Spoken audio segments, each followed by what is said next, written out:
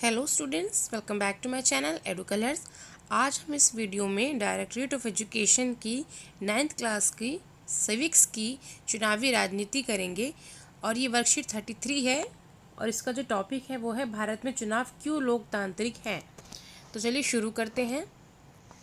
देखिए, हम अक्सर सुनते हैं कि चुनाव में गड़बड़ी हो गई, यानी कि क्या होता है कि कुछ लोग, एक व्यक्ति जो है खुद तो वोट डाल रहा है और जो व्यक्ति वहाँ मौजूद नहीं है उसके नाम से या किसी फर्जी नाम से, गलत नाम से, फेक नाम से वो वोट डाल दे रहा है, जो कि गलत है। कई पार्टियां क्या करती हैं, बहुत ज़्यादा पैसा खर्च करती हैं और लोगों को लुभाती हैं कि वो हमें वोट दें, डराती हैं, लालच देती हैं लोगों को कि आप हमें वोट दीजिए वरना हम ये कर देंगे या फिर हम आपको ज़्यादा पैसा देंगे। या वो जब सत्ता में होते हैं तो सरकारी चीज़ों का दुरुपयोग करते हैं, अपने अधिकारों का दुरुपयोग करते हैं। ऐसा अक्सर सुनने में आता है और जब हम ऐसा सुनते हैं तो हमें बहुत अफसोस होता है कि लोग इस तरह से चुनाव जीत रहे हैं।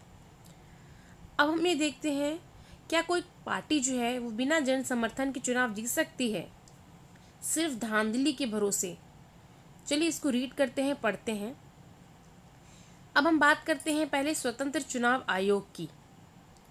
स्वतंत्र चुनाव आयोग एक ऐसी संस्था है जो राष्ट्रपति द्वारा चुनी गई है और जो इनके सदस्य हैं, जो मुख्य निर्वाचन आयुक्त हैं, उनकी नियुक्ति जो है वो राष्ट्रपति द्वारा की जाती है। और इस संस्था को, इस चुनाव आयोग को सारी आज़ादी है, यहाँ तक कि न्यायालय से भी उसको आज़ादी मिली है कि कोई और दूसरी संस्था इनके कार्यों में हस्तक्षेप नहीं कर सकती। इनके कार्य क्या होते हैं? चुनावों की सूचना जारी करना, चुनाव पूरा कंप्लीट करवाना, चुनावों के नतीजे आना, जितनी भी पूरी प्रक्रिया शुरू से लेकर एंड तक जितनी भी होती है, आदर्श चुनाव संहिता यानी कि कोड ऑफ कंडक्ट लगाना, ये सारे जो काम हैं वो स्वतंत्र चुनाव आयोग के हैं, जो हमारी एक संस्था है। तो ये सारे काम जो है वे ये करते हैं और ये पूरी तरीके से आज़ाद है अपने इन काम में, कोई इनके कामों में हस्तक्षेप नहीं कर सकता। अब जब इस तरह की एक स्वतंत्र संस्था होगी तो क्या लोगों की भागीदारी जो है वो बढ़ेगी? चुनाव में लोगों की भागीदारी का पता तब पता चलता है कि लोग कितना वोट दे रहे हैं, कितने प्रतिशत लोग वोट देने जा रहे हैं। अगर उनको लगेगा कि धांधली हो रही है, गलत पार्टी के लोग चुन के आ रहे हैं, तो उनका विश्वास जो है वो चुनावी आयोग से हट जाएगा। लेकिन अगर एक उनके अनुसार कोई पार्टी चुनाव जीत के आ रही है या उनको लग रहा है कि धांधली नहीं हो रही है, तो उनका जो विश्वास है वो इस पूरी जो चुनाव की प्रक्रिया है उसमें उनका विश्वास बढ़ेगा। अब चुनाव में नतीजों को स्वीकारना, ये भी एक बहुत बड़ी बात है कि मान लीजिए कोई सत्ता हमेशा से जीतती आई है और अचानक जनादेश के आधार पर वो हार गई, तो उसको अपनी इन चीज़ों को स्वीकार करना पड़ता है। और आजकल बहुत सी पार्टियां अपने जनादेश को स्वीकार करती हैं, मानती हैं कि हाँ, हमसे कोई भूल हुई होगी जिसकी वजह से हम ये चुनाव हार गए। अब एक अच्छे चुनाव की, एक पूरी संस्था की, इस चुनाव की जो स्वतंत्र और निष्पक्ष चुनाव करवाना है, उसकी चुनौतियां क्या क्या हैं, डिफ़िकल्टीज़ क्या क्या है उसके रास्ते में। पहला, अगर हम देखें तो बड़ी पार्टियों की तुलना में जो छोटे पार्टी है या जो निर्दलीय हैं, जिनकी कोई पार्टी नहीं है, जिनकी खुद की कोई पार्टी है, उनको काफ़ी दिक्कत परेशानी का सामना करना पड़ता है। दूसरा, अक्सर चुनावों में कोई ढंग का विकल्प नहीं होता। जैसे कि मान लीजिए मुझे कोई व्यक्ति पसंद नहीं है और मुझे दूसरी या तीसरी पार्टी का भी कोई नेता पसंद नहीं आ रहा है जो मेरे एरिया में काम कराएगा, तो मेरे पास कोई ऑप्शन ही नहीं है कि मैं वोट किसे दूं। तो ये भी एक चुनौती है। चुनाव में बहुत अधिक धन का प्रयोग किया जाता है, जिसकी वजह से चुनाव का जो एक जो असली मकसद है वो वैलिड नहीं रह जाता। यानी कि ज़रूरत से ज़्यादा धन खर्च करके आप जनता को अपनी तरफ आकर्षित कर रहे हैं, ये एक चुनौती है। एक ही सबसे बड़ी चुनौती जो है कि बहुत से क्रिमिनल बैकग्राउंड के जो उम्मीदवार हैं वो इलेक्शन में खड़े होते हैं और जीत भी जाते हैं, जबकि उनकी छवि अच्छी नहीं है।